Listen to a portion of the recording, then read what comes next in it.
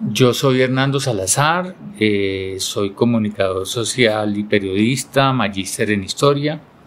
Desde hace varios años doy la cátedra de deontología periodística. He trabajado en muchos medios a lo largo de mi vida profesional. Comencé trabajando en la agencia Colprensa, donde trabajaba cuando ocurrió la tragedia de Armero. Después trabajé en el desaparecido diario La Prensa. Después fui a trabajar a un noticiero que ya no existe, que se llamaba el Telenoticiero del Mediodía. Luego fui a trabajar a otro noticiero que se llamaba Noticias 1, no es el actual Noticias 1, sino era otro noticiero de fin de semana llamado Noticias 1. Después me fui a estudiar a Estados Unidos 6 meses, fui a estudiar inglés. Cuando volví empecé a trabajar en la revista Semana como jefe de informes especiales, y a finales de ese año, del año 92, me fui a trabajar al Nuevo Día de Ibagué, que estaba inaugurándose, y fui el primer director de ese periódico, donde estuve casi 11 meses. Trabajé hasta finales de octubre del 93 y después me volví a Bogotá, trabajé en QAP, Noticiero QAP, y trabajé una breve temporada en QAP porque después me fui a trabajar con la Defensoría del Pueblo como defensor delegado para la libertad de expresión e información, y ahí estuve como año y medio, y luego me fui a trabajar al Noticiero Nacional, que era un noticiero que tenía mucha audiencia, que se emitía los fines de semana y que fue como el antecesor del canal Caracol. Ahí estuve casi 2 años como editor regional y como subdirector. Después me fui a trabajar a la Fiscalía General de la Nación como jefe de prensa. Ahí estuve otro año y medio, y luego me fui a trabajar con City TV como director de emisión de City Noticias. Después de City Noticias, donde empezamos los noticieros del canal City TV, ahí estuve 2 años y medio. Después me fui a trabajar al Tiempo como editor político, ahí estuve 3 años y medio. Después salí del Tiempo, me fui a trabajar con el programa de desarrollo humano para Bogotá, ahí estuve como 1 año. Y luego empecé a trabajar con la BBC como corresponsal del servicio en español en Colombia. Ahí estuve trabajando 5 años. Después de trabajar con la BBC, entré a trabajar al sector público y trabajé con la Agencia Colombiana para la Reintegración.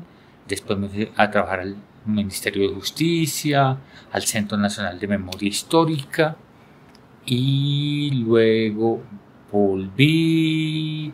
Luego estuve una temporada corta en Presidencia de la República, y luego volví a la Fiscalía General de la Nación, y desde hace 6 años estoy trabajando con la Jurisdicción Especial para la Paz como subdirector de comunicaciones.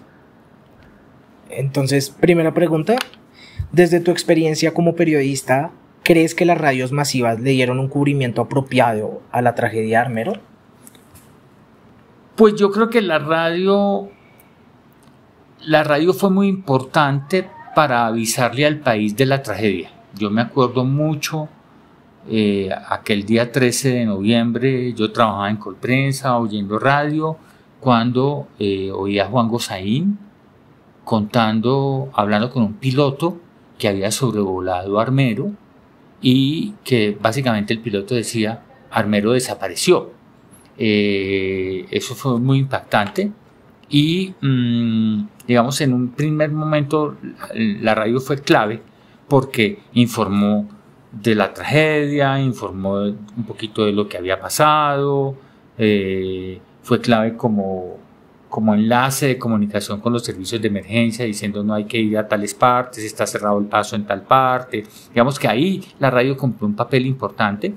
Digamos que en ese sentido la radio colombiana ha sido muy ágil y muy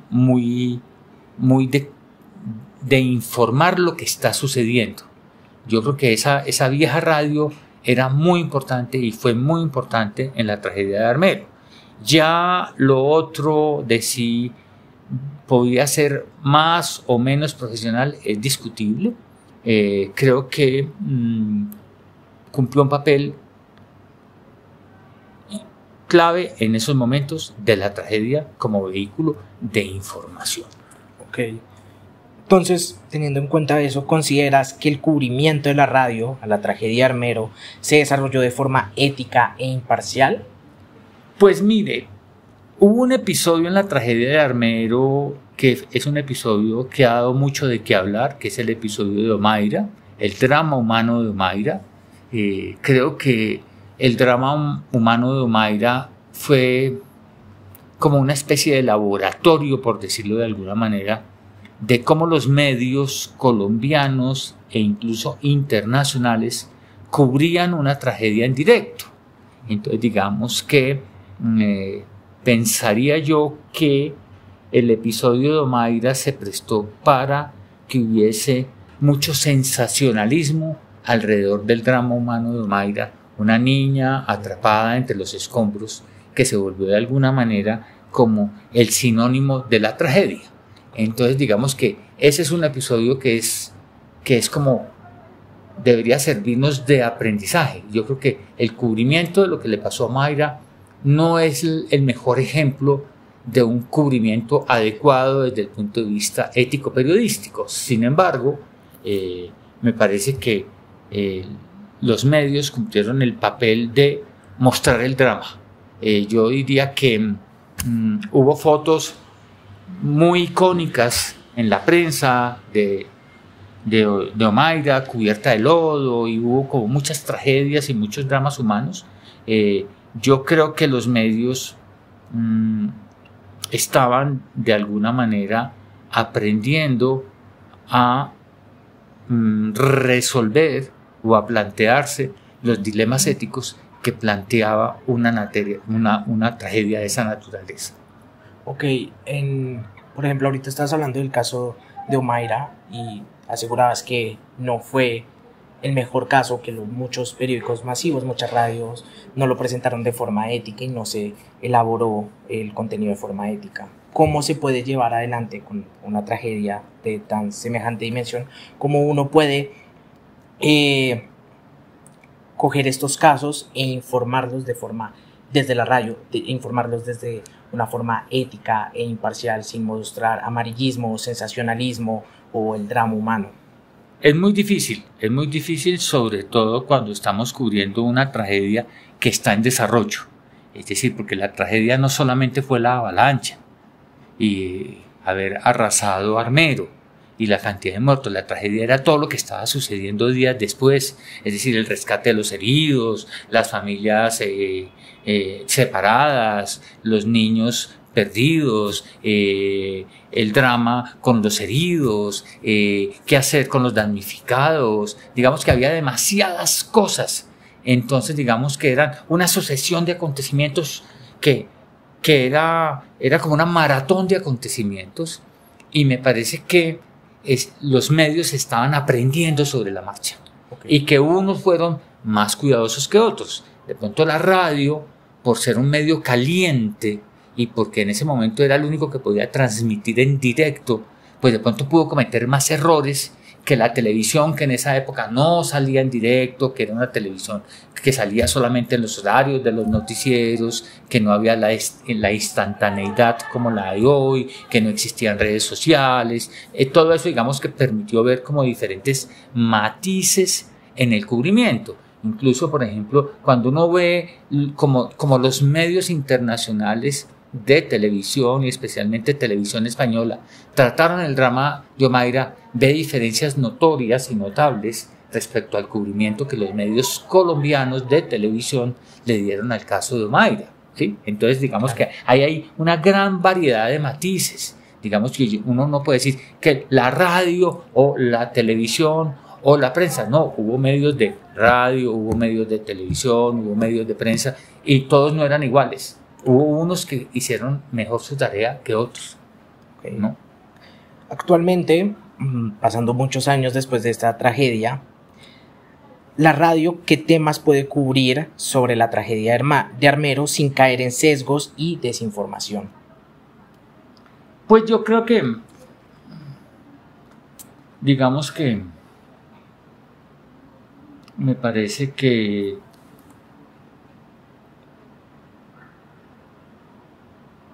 yo siento que siendo periodista en aquella época y estando en la actualidad en esos momentos, porque yo era uno de los jefes de redacción de la agencia Colprensa,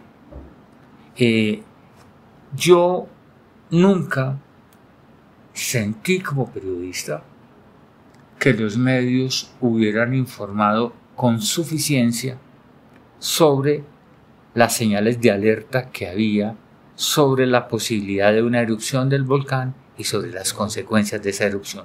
Para mí, que era muy joven en esa época, a mí me sorprendió tremendamente el hecho de que una erupción pudiera producir un deshielo y que ese deshielo pudiera producir una avalancha como la que se produjo en el río Lagunilla, que terminó borrando del mapa gran parte de Armero.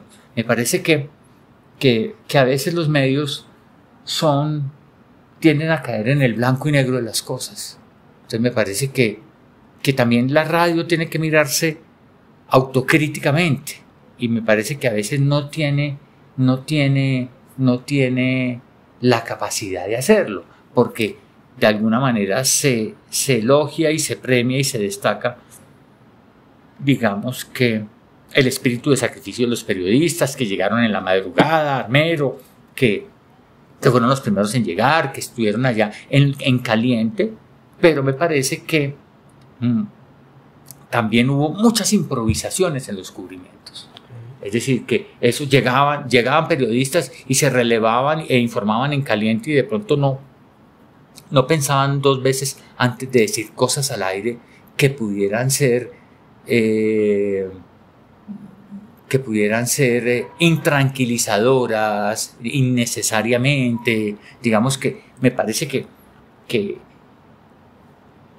a los periodistas colombianos en esa época nos faltaba más cabeza fría.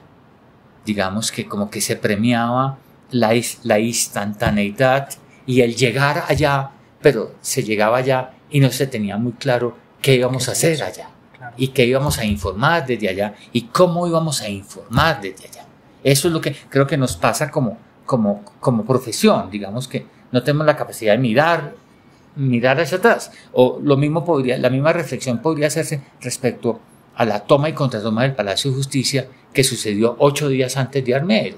Entonces, cuando uno se pone a ver lo que se produjo en ese momento, dice uno, hombre, de pronto se hubiera podido informar de tal o tal manera, y no necesariamente así. Ok. Tú, como periodista, ¿qué diferencias encontrarías entre el cubrimiento periodístico escrito y el radiofónico que se le dio a la tragedia de Armero? No, pues es evidente que el cubrimiento escrito era más cuidadoso, porque había más tiempo para producir, digamos. Recordemos que en esa época no existían las redes sociales, no existía Facebook, no existía Twitter, no existía Instagram, ninguna red social, no existía Internet. Entonces, de alguna manera, la prensa escrita tenía varias horas para decantar la información, decantar el material, pensar y repensar cómo iba a narrar una historia, qué imágenes iba a utilizar, qué palabras iba a utilizar, cómo iba a transmitir o narrar lo que había sucedido. Entonces, sin lugar a dudas, era mucho más cuidadoso el tratamiento de la prensa, por lo menos escrita seria. No estoy hablando de la prensa sensacionalista, de los vespertinos, que les interesaba sobre todo el drama y el dolor y el sufrimiento, sino hablando de la prensa seria. Estoy hablando del Tiempo, del Espectador, del Colombiano, de otros periódicos del país que tenían la capacidad de pensar más en frío cómo iban a informar sobre la tragedia, ¿no? Claro. Muchas gracias, bueno, don Hernando. Con mucho gusto.